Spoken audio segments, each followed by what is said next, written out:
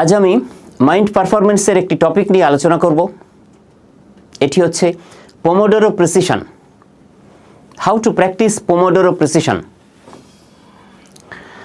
আপনি আপনার সময়কে একটি সীমাহীন সমুদ্র ভাবা বন্ধ করুন এবং একে একটি উচ্চ ক্ষমতা সম্পন্ন গোলাবারুদ মানে হাই গ্রেড অ্যামুনিশন হিসেবে কল্পনা করতে শুরু করুন। বেশিরভাগ মানুষ কী করেন, এই পোমোডোরো পদ্ধতিটিকে কেবল একটি সাধারণ পরামর্শ হিসেবে মনে করেন, কিন্তু যারা সেরা মানুষ তারা কিন্তু এটাকে ব্যবহার করেন কগনিটিভ কমব্যাট টাইমার হিসাবে। কিভাবে, আমি সেটাই আজকের আপনাদের সামনে আলোচনা করব। আপনি যদি কেবল ঘড়ি ধরে কাজ করেন তবে আপনি আসল সুযোগটি হারাবেন।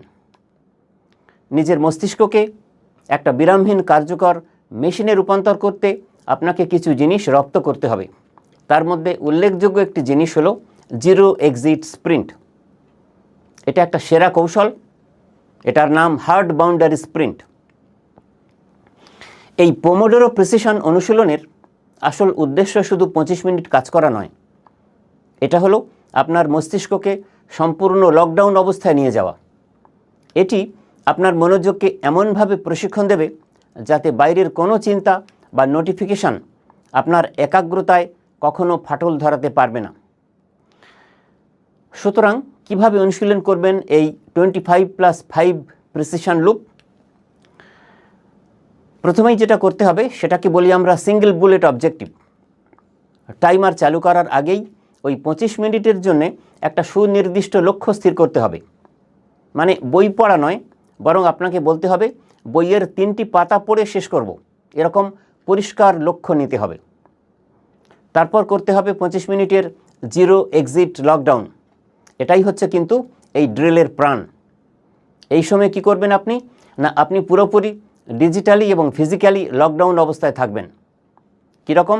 যদি মন এদিক ওদিক যায় বা ফোন দেখার ইচ্ছে জাগে তবে 2 সেকেন্ডের মধ্যে নিজেকে জোর করে কাজে ফিরিয়ে আনুন। তখন আপনাকে সাহায্য করবে অ্যাক্টিভ রিকভারি। তখন কি করবেন?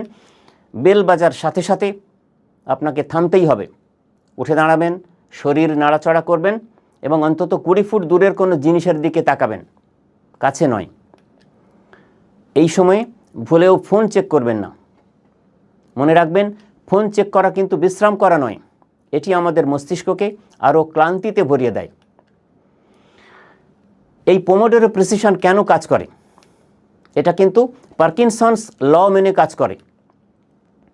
আপনি যখন 25 মিনিটের একটি নির্দিষ্ট কন্টেনার বা সময়সীমা তৈরি করবেন, আপনার মস্তিষ্ক অপ্রয়োজনীয় বিষয় বাদ দিয়ে স্বয়ংক্রিয়ভাবে জরুরি কাজে ঝাঁপিয়ে পড়বে এবং সেটাকেই বলা হয় একাগ্রতার ব্যায়াম, জিরো এক্সিস্ট।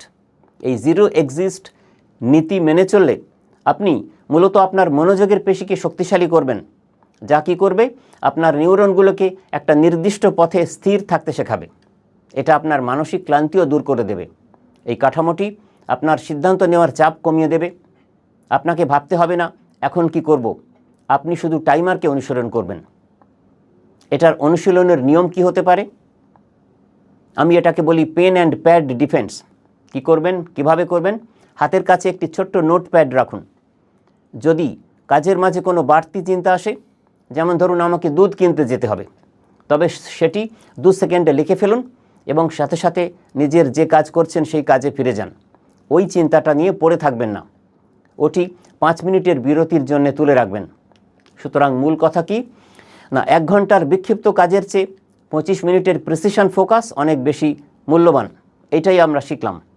ঘন্টার পর ঘন্টা কাজ না গুনে প্রতিটি মিনিটকে কার্যকর করে তুলতে হবে।